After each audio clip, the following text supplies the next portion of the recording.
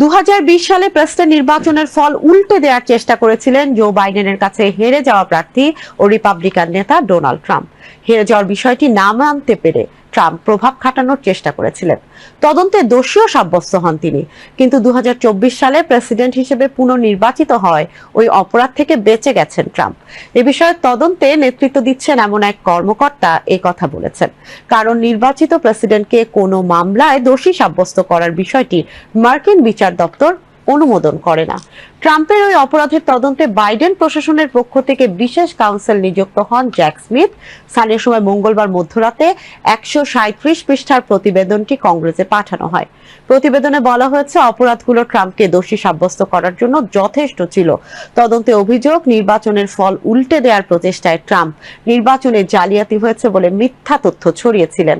তাছাড়া 2021 সালের 6 জানুয়ারি মার্কিন ক্যাপিটলে হামলার মতো ঘটনাও ঘটিয়েছিলেন তিনি।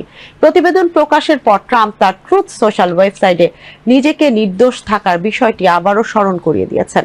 তিনি লিখেছেন, তারা অভিযোগের প্রমাণ পায়নি, এজন্যই আমি বিপুল ভোটে জিতেছি। ভোটাররা আমার পক্ষে রায় দিয়েছে। তদন্তের শুরুতেই ট্রাম্প অভিযোগ অস্বীকার করেন।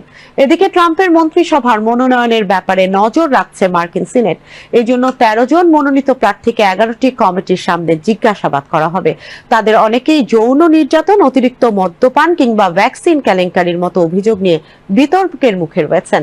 ট্রাম্পের মনোনীতদের মক শুনানিতে অংশ নিতে হচ্ছে।